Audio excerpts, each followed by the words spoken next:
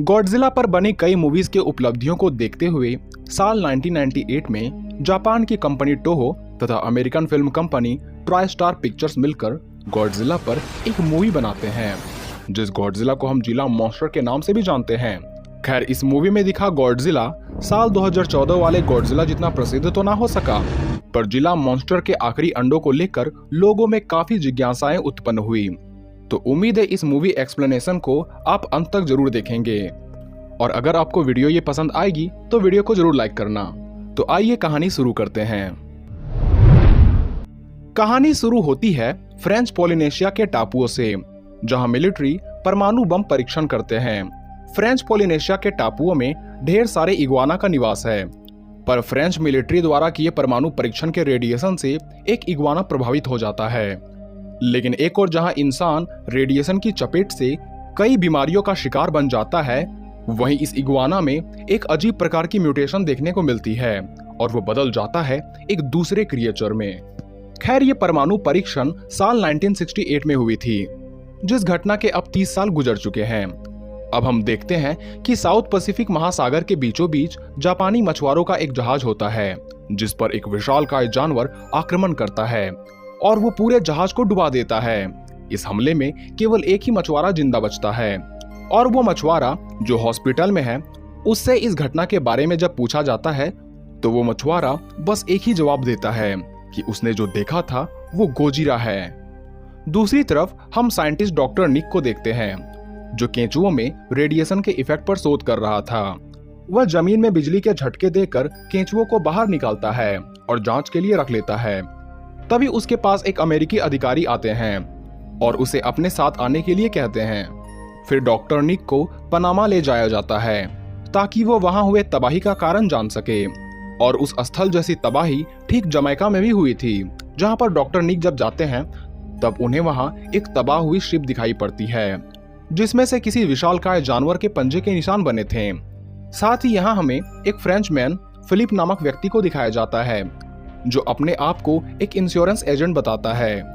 वहीं दूसरी तरफ डॉक्टर निक को शिप में से कुछ मांस के टुकड़े मिलते हैं, जिससे डॉक्टर निक को अनुमान लग जाता है कि इस शिप की तबाही किसी अज्ञात तथा खूंखार जीव ने करी है, और वो अपनी यह बात मिलिट्री के सामने रखता है।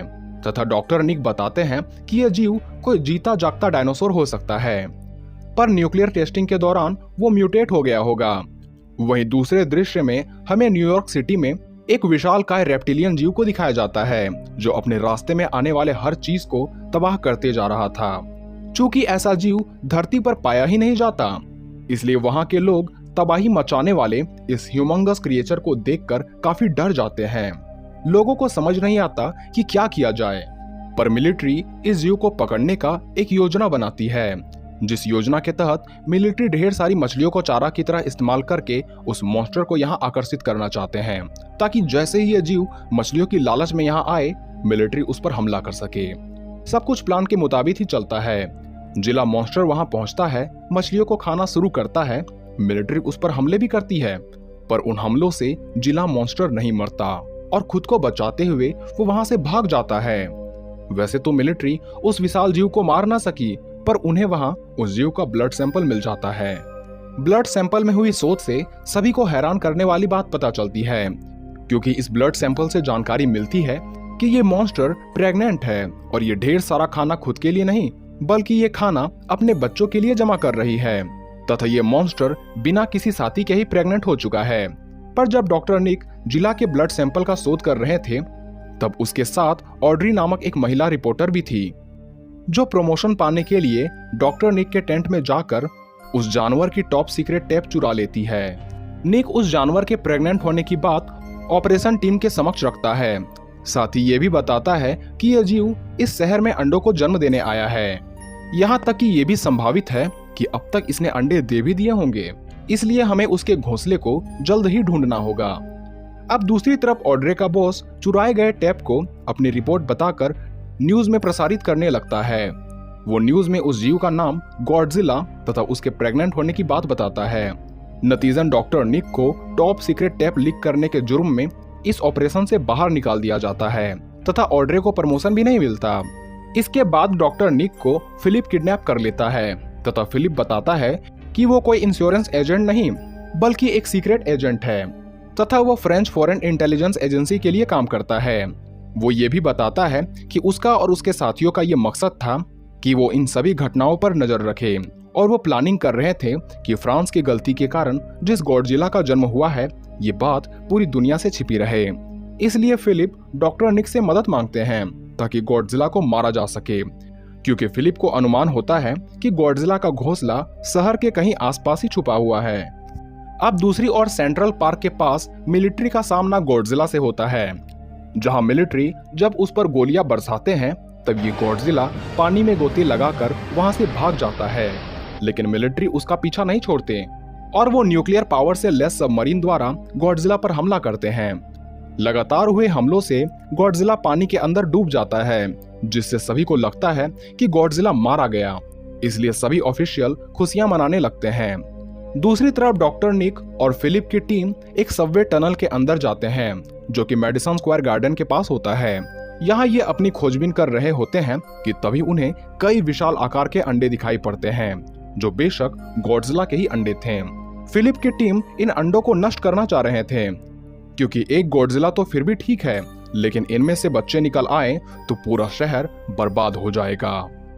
पर ये अंडे नष्ट करते हैं उससे पहले ही अंडे हैच होना शुरू हो जाते हैं तथा इनमें से छोटे छोटे गॉडजिला बाहर निकल आते हैं। बाहर निकले नन्हे गॉडजिला भूखे थे, इसलिए सामने खड़े इंसानों को देखकर ये उन्हें अपना भोजन समझ लेते हैं। नन्हे गॉडजिला के आक्रमण से बचने के लिए सभी वहां से भागने लगते हैं तथा किसी तरह अपनी जान बचाकर स्टेडियम के एक ब्रॉडकास्ट बूथ में अपने आप को लॉक कर लेते हैं। ऑड्री देखती है कि यहाँ से वो लाइव ब्रॉडकास्ट करके मिलिट्री को अलर्ट कर सकती है, इसलिए ऑड्री अब इन अंडों की जानकारी का लाइव प्रसारण करने लगती है तथा मिलिट्री को हवाई हमले करने की सलाह देती है, क्योंकि अगर ये गॉडजिला शहर में बाहर निकल आए तो पूरा शहर बर्बाद हो जाएगा। मिलिट्री भी इस न्यूज पर अपनी प्रतिक्रिया देते हैं तथा हवाई हमले को तैयार हो जाते हैं। अब स्टेडियम कुछ ही पलों में मिलिट्री के हवाई हमलों से उड़ने वाला था, इसलिए स्टेडियम में फंसे सभी लोग यहाँ से बाहर निकलने की कोशिश करने लगते हैं और ये एक हॉलवे में पहुंच जाते हैं जहां पहले से नन्हे गॉडजिला बेसब्री से अपने भोजन की राह ताक रहे थे। किसी तरह फिलिप की टीम ऊपर लगे झूमर को गिराकर सामने का रास्ता साफ करते हैं तथा किसी तरह वो सभी यहाँ से बाहर निकल आते हैं। जैसे ही ये बाहर निकलते हैं स्टेडियम में एयर स्ट्राइक होना शुरू हो जाती है, जिस धमाके से पूरा स्टेडियम सहित छोटे छोटे गॉडजिला के चीथड़े उड़ जाते हैं।